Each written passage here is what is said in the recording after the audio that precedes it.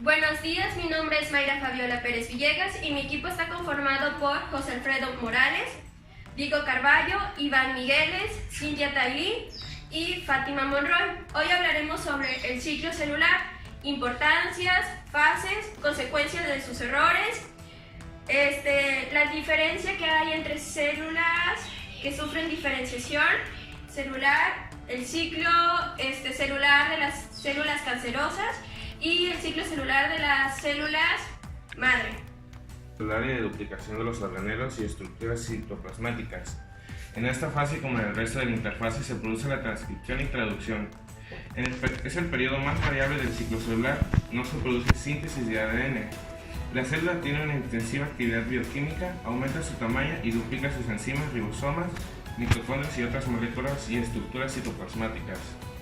Los organelos y estructuras membranosas como el aparato de Golgi, lisosomas y procedentes del retículo endoplasmático. Otros como las mitocondrias se crearán a partir de los ya existentes. Algunas células se bloquean y dejan de dividirse entre la fase G0, en la que tienen una serie de transformaciones que la llevan a diferenciar las células. La célula se especializa y expresa los genes que le permiten desarrollar su actividad en un tejido. Las células que están en la fase G0, genes que se permiten desarrollar en su actividad de un tejido.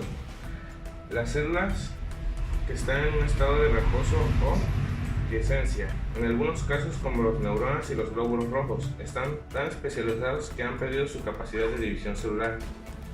Si la célula tiene un tamaño adecuado, dispone de nutrientes y es necesaria la reproducción, pasará a la fase S.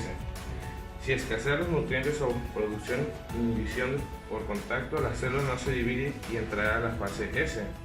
Si se logra una célula cancerígena, se quedará en la fase G0 sin que se divida. Posteriormente se habrá logrado un gran triunfo contra el cáncer. G0, la cual viene directamente relacionada con la fase G1.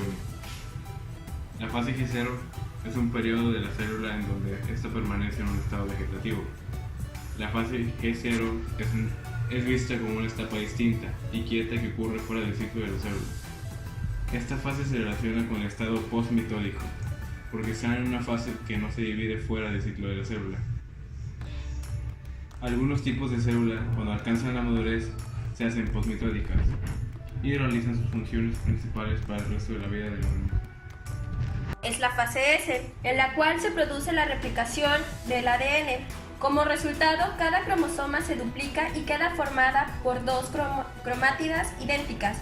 Con la duplicación del ADN, el núcleo contiene el doble de proteínas nucleares y el ADN, que al principio tiene la duración de unas 10 a 12 horas y ocupa alrededor de la mitad del tiempo que dura el ciclo celular en una célula de mamífero típica. Paso a la fase G2, la cual termina con la entrada en la fase M. La fase G2 se acumulan progresivamente aquellas moléculas cuyas actividades serán necesarias durante la fase M. Tradicionalmente se han considerado como un estado de tránsito entre las fases S y M. Durante esta etapa, sin embargo, se comprueba si ha habido errores durante la replicación de ADN y si se han producido su duplicación completa.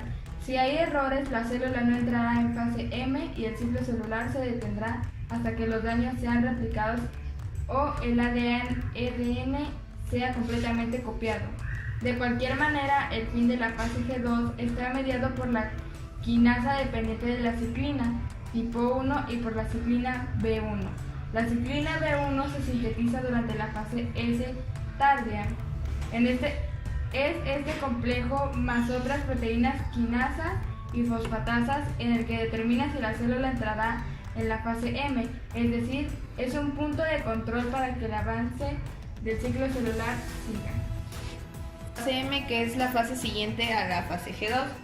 La fase M es la fase del ciclo celular donde se produce la división de una célula en dos células hijas. Comprende una serie de procesos en paralelo encaminados a repartir los componentes celulares, sintetizados durante las fases anteriores del ciclo celular, entre las dos células hijas resultantes de una forma generalmente equitativa. Estos componentes son el ADN duplicado en la fase S y los elementos citoplasmáticos sintetizados en la fase G1, S y G2. Va encaminada a repartir los cromosomas entre las dos células hijas y sus fases se relacionan con lo que ocurre con el ADN. compactación, formación, segregación de los cromosomas y la descondensación de estos. Entonces es la profase. La profase comienza con la condensación del ADN, de manera que llegan a ser visibles las cromátidas aisladas y con la desaparición del nucleolo. La condensación parece estar favorecida por la fosforilación de las histonas que componen la cromátina. Es la metafase. Al final de la profase, las cromátidas hermanas están unidas entre sí y también los microtúbulos cinetocóricos del uso mitótico. Las cromátidas hermanas unidas forman los cromosomas que son desplazados hacia el centro del uso mitítico, equidistante de los dos centrosomas, formándose la denominada placa ecuatorial. Eso define la metafase. Los desplazamientos son consecuencia del acortamiento y alargamiento de los microtúbulos, así como de la acción de las proteínas motoras. Durante este periodo los cromosomas se mueven para ocupar su posición en la placa ecuatorial y a veces se desplazan temporalmente fuera de esta. Ello es del tira y afloja que mantienen los microtúbulos de cada centrosoma. Es la anafase. La anafase comienza con la ruptura de las conexiones entre cromátidas hermanas a nivel del centrómero gracias a la participación de las proteasas, de manera que cada cromátida irá hacia uno de los centrosomas arrastrados por los microtúbulos del uso. La velocidad de desplazamiento es normalmente de 1 por minuto. Existen dos etapas. La anafase A, en la cual los microtúbulos cinetocóricos se acordan por despolimerización tanto en el extremo menos con el más, mientras que en la anafase B los propios centrosomas se preparan entre sí, empujados por los microtúbulos polares, favoreciendo aún más la separación de las cromátidas. Esta separación de los centrosomas va acompañada por una elongación de los microtúbulos polares, aportando la fuerza de las proteínas motoras que hacen que se deslicen unos microtúbulos polares sobre los otros. La mitosis es la telofase. Durante esta fase se organiza de número la envuelta nuclear alrededor de cada conjunto de cromátidas que ha migrado hacia cada uno de los centrosomas formando los dos núcleos hijos. Esto se produce por la separación de las proteínas que constituyen la lámina nuclear. También se forman los poros nucleares y las cromátidas comienzan a desconectarse. Los microtúbulos se han liberado previamente de los cinetocoros. De la mitosis es la citocinesis. La citocinesis es la etapa final del ciclo celular y supone la separación del citoplasma de la célula madre en dos partes, que conformarán a las células hijas. Esta separación tiene lugar tras la segregación completa de los dos cromosomas, si no, no podría dar lugar a la ploidíase. La citocinesis es diferente en animales, plantas y hongos, pero en todos se siguen serie de etapas: elección del plano de división, ensamblaje de la maquinaria de división y separación celular.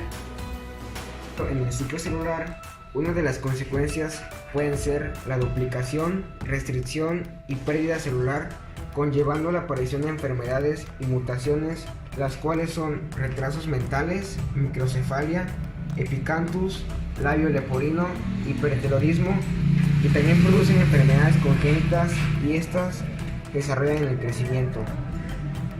Se tiene que realizar de manera correcta el ciclo celular, ya que si existe un fallo en el proceso de mitosis y meiosis, se produce una duplicación, restricción y pérdida celular, conllevando a la aparición de enfermedades y mutaciones, las cuales son retrasos mentales, microcefalia, epicanthus, labio leporino, hipertelorismo, y también producen enfermedades congénitas y estas se desarrollan en el crecimiento.